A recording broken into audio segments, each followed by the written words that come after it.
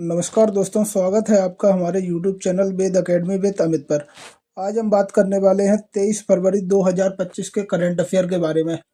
22 फरवरी 2025 को देश और दुनिया में जो तमाम घटनाएं घटित हुई थी, उन घटनाओं में से हमारा 23 फरवरी के करंट अफेयर के लिए कुछ प्रश्न निकल कर आए हैं।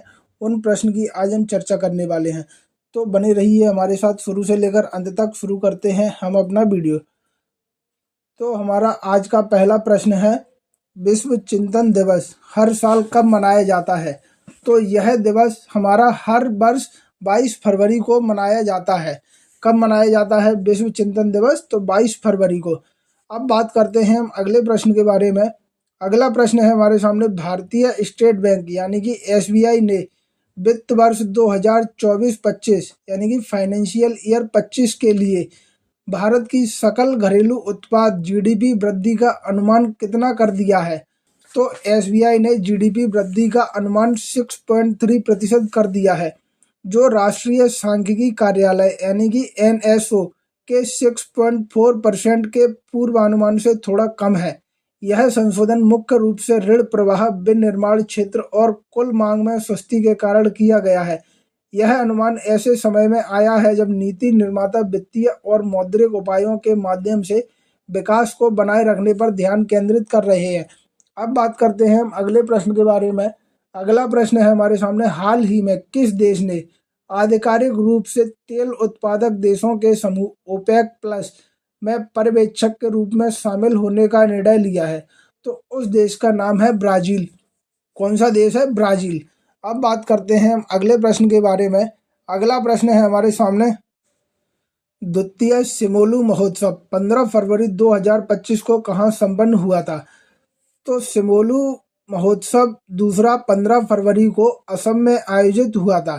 ठीक है, यह असम में संपन्न हुआ था। 2 दिवसीय इस महोत्सव का उद्देश्य खिलते हुए बोम्बैक्स सेइबा सिमुल फूलों का उत्सव मनाना और पारिस्थितिक पर्यटन, संरक्षण एवं स्थानीय संस्कृति को बढ़ावा देना था। इस आयोजन में साइकिलिंग, कैंपिंग, पारंपरिक व्यंजन प्रदर्शन, सांस्कृतिक कार्यक्रम और जागरूकता सत्र जैसी गतिविधियां आयोजित की गईं। तो हमें केवल इतना याद रखना है, द्वितीय सिमोलू महोत्सव कहाँ संपन्न हुआ? तो असम में। अब बात करते हैं हम अगले प्रश्न के बारे में। अगला प्रश्न है हमारे सामने, भारत मंडपम नई दिल्ली में साउल यानी कि SOUL, जिसका पूरा रूप है school of ultimate leadership conclave 2025 का उद्घाटन किसने किया? तो इस कॉन्क्लेव का उद्घाटन प्रधानमंत्री नरेंद्र मोदी ने किया था। अब बात करते हैं अगले प्रश्न के बारे में।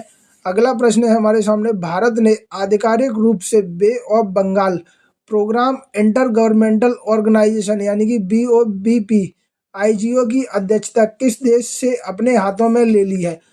तो भारत ने BOBP IGO की अध्यक्षता बांग्लादेश से अपने हाथों में ली है।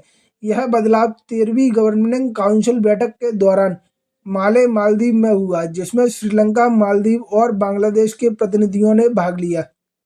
यह कार्यक्रम 20 से 22 फरवरी 2025 तक मालदीव के मत्स्य एवं महासागर संसाधन मंत्रालय द्वारा BOBP IGO के सहयोग से आयोजित किया गया था। अब बात करने वाले हैं हम अगले प्रश्न के बारे में। अगला प्रश्न है हमारे सामने, दिल्ली विधानसभा अध्यक्ष के रूप में किसने शपथ ली है?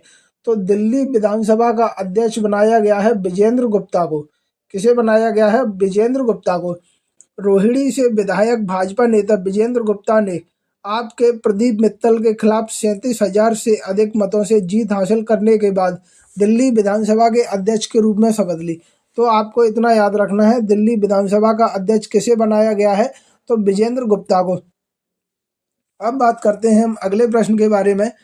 अगला प्रश्न है हमारे सामने, हाल ही में किस देश के माउंट डुकोनो ज्वालामुखी में विस्फोट हुआ है?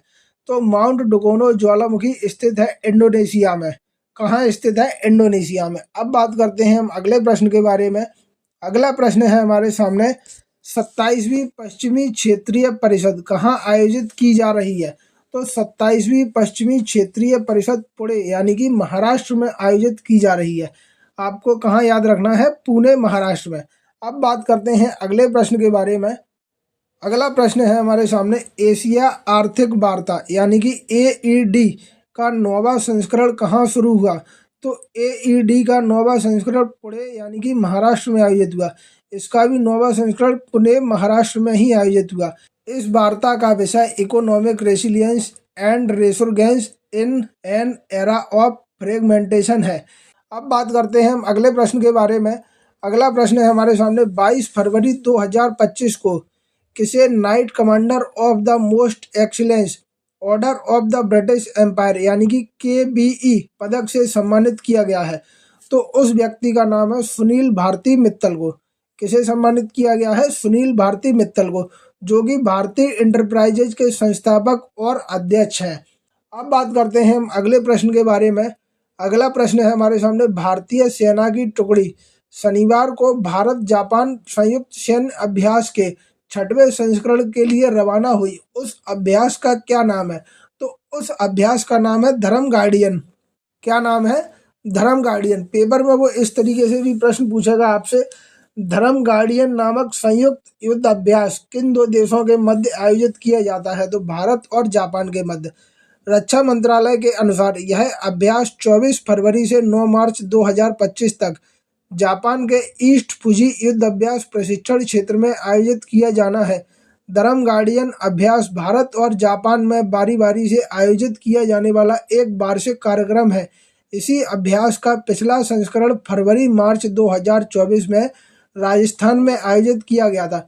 यानी कि एक वर्ष इस युद्ध अभ्यास का आयोजन भारत में होगा और अगले वर्ष इस युद्ध अभ्यास का आयोजन जापान में होगा। तो हमें याद रखना है धर्म गार्डियन किन दो देशों के मध्य है? तो भारत और जापान। अब बात करते हैं हम आज के अगले और अंतिम प्रश्न के बारे में। अगला प्रश्न है हमारे सामने, प्रधानमंत्री मोदी का प्रिंसिपल सेक्रेटरी 2 किसे नियुक्त किया गया है? तो उस व्यक्ति का नाम है शक्तिकांत दास को। रिजर्व बैंक यानी कि RBI के पूर्व गवर्नर की कैबिनेट की अपॉइंटमेंट कमेटी ने शनिवार को यह नियुक्ति की है। शक्तिकांत दास RBI गवर्नर के पद से 10 दिसंबर को रिटायर हुए थे। 22 फरवरी को उन्हें PM का प्रिंसिपल सेक्रेटरी नियुक्त किया गया है। यानी रिटायरमेंट से नियुक्ति के 75वें दिन ही प्रधानमंत्री कार्यालय PMO में अहम पद पर पहुंच गए हैं।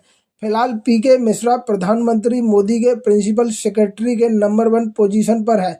शक्तिकांत दास नंबर 2 होंगे। तो आपको इतना याद रखना है, प्रधानमंत्री मोदी का प्रिंसिपल सेक्रेटरी 2 किसे बनाया गया है? तो शक्तिकांत दास को। इसी के साथ ही आज का हमारा करंट अफेयर पूरा होता है। आशा करता हूँ आप सभी लोगों को करंट अफेयर अच्छा लगा होगा।